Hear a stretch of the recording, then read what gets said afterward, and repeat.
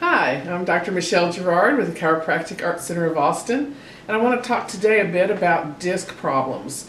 We see a lot of them here in the office. So there's basically two types that we deal with, two things that we deal with discs: degeneration and herniation. So I'm going to talk about that. I'm going to talk about the anatomy of the spine, and then we're going to show you the process and the adjustment that we use on these conditions. So first of all, we need to talk about the spine a bit. Our spinal column is made up of 24 movable bones called vertebrae, and in between each one of the vertebrae are the discs. And discs' primary function is to allow motion and to also act as shock absorbers. So we have 23 discs in our spines, all the way up through the neck and then down into the thoracic and then the low back. But today we're going to talk about the lower back. And so when I talk about the discs being shock absorbers, that's exactly how they work. So they allow flexing and moving in all different directions, but the discs keep the bones apart, and they separate those bones so that there's no pressure on the nerves that exit out between every single vertebrae of the spine. So your spinal cord runs down through your spinal column and is protected by it, and then it connects to your spinal nerve roots, which exit and go to every single cell, gland, and tissue in your body.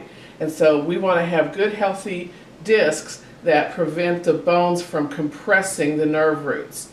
And so in a normal situation, as the day goes on, we lose fluid out of the disc. The disc is actually about 84% water. So think of a jelly donut, with the inner part being squishy and the outer part being more fibrous. So we lose water as the day goes on, and so we tend to lose a bit of height as well. And then we lie down at night and we re-imbibe or suck fluid back into the disc, and we regain that lost height.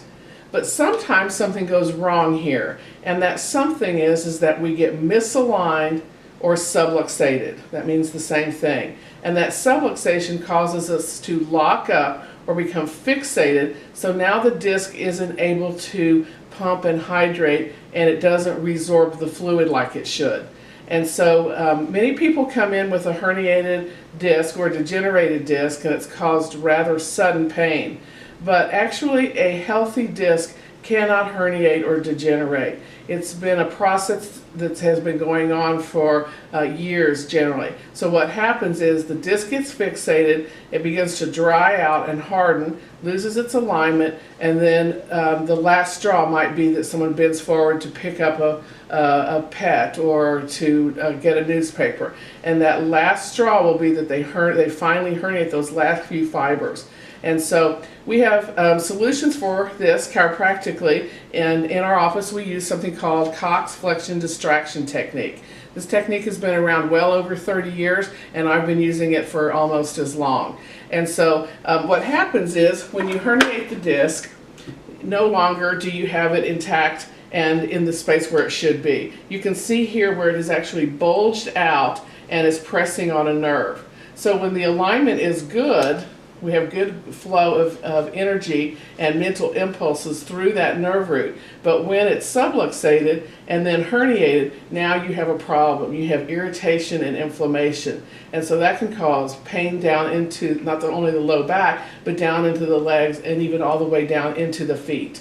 So that's what it looks like. That's the herniation. And the way it looks on a scan, this is an MRI scan, it's the side view of someone's lower back. And right down here you can see that L5-S1 herniation. You can see how these higher discs look smooth. The white streak is the spinal cord, but right there you can see the herniation of that L5-S1 disc.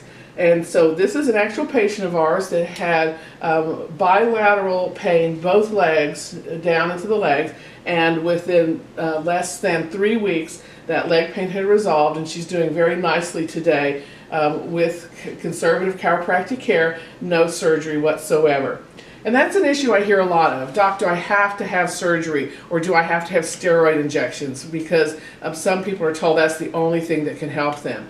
And my answer to that is that not only can they be helped with chiropractic care, but usually they are. Well over 90% of the cases that we accept in the office resolve nicely with chiropractic care with no other intervention. And in fact, the research today shows that 1 in 100 people should actually be having low back surgery. So 1 out of 100, meaning that a lot of those are not necessary. And then the other procedure done is steroid injections, and we hear a lot about that. And I will tell you that a new study that came out was published several weeks ago in the Journal of Neurology reports that the steroid epidural injections given for low back and leg pain, usually for herniations, is of little to no effect, no long-lasting benefits, and in fact, they suggest that there seems to be an economic benefit to providing this procedure when there is no real actual benefit to the patient. So join me in a minute here, and we're going to show you what the procedure looks like, the adjustment that we do for these conditions. Hi, it's Dr. Gerard again, and we're going to show you the Cox Flexion-Distraction Technique. It's developed by Dr. Fred Cox, who's a chiropractor, and he developed this technology using his father's technology as well as his own. His father was a DO and he was a chiropractor. He married these technologies and came up with this fantastic technique that has saved so many people from so much suffering. So it's a very complicated table. First of all, it does a lot of things. It has 3 motors on it, so it can bend and move in all different directions. Lisa's going to be our patient today. She's actually had this condition. She's had a herniated disc, and years ago it's well resolved. So she is not in pain today, and but she's going to help us show you what this looks like. So you can see how she's lying over a roll, and this roll is placed right at L4-5, which is where 95% of disc issues occur. So that's the placement of the roll, and then what she does is I have her ankles strapped in, not to restrain her, but rather to traction her. And then I have her pull up so that she lengthens and stretches herself out nicely. And then I'm going to, in addition, stretch the table axially. I'm going to lengthen her this way. And it's very gentle and very slow, all these actions. So in the beginning, someone might be in so much pain that the movements are very slight, very minimal. And so what happens is, let's say that Lisa had a herniated disc at L5S1, the bottom one, the most common one. I would have my hand under her clothing, right on her skin, and trap the L5 spinous process. And then with this hand on the lever, I'm going to gently traction, which means bend her toward the floor. Really just a matter of degrees. And my hand is pretty firmly pressing down this way. So I would be on her skin, I would be underneath her skirt here, and have good contact on her skin.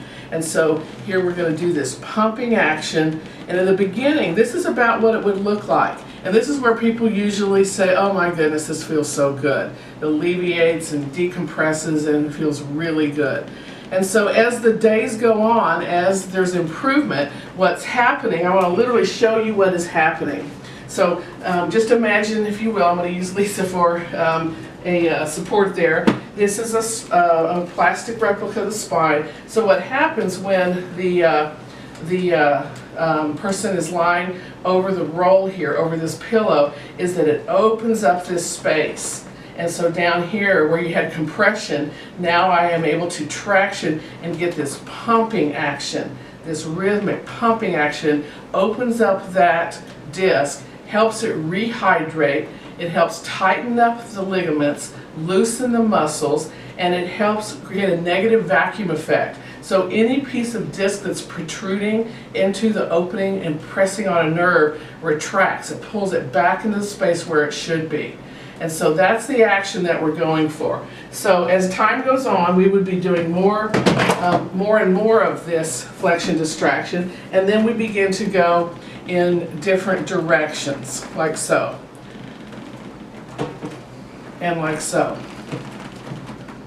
So it's a gentle process, it's very slow, it's very comfortable. And what's amazing about this technique is not only is it therapeutic and healing, it's also diagnostic. I can predict based on how people behave on this table, how they respond, what it feels like to them, where their disc is herniated, which side, what level, and how bad it is.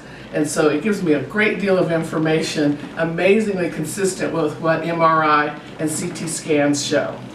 So this is what Cox Flexion-Distraction Technique looks like. This is about 120 pounds of pressure on each level, and it doesn't look like it would be much, but if you were on the table, you know that it feels really firm, but not painful, not intense. Relative to someone who has a herniated disc, this feels great. So this is for people who have severe low back conditions, herniations, bulges, degeneration. Often, usually, they have radiating pain down into their legs called sciatica, and we see fantastic response with those conditions, literally over 90% resolve really nicely. So if you think that you have a problem with a disc in your lower back, or you've been told that you do, you probably want to check it out.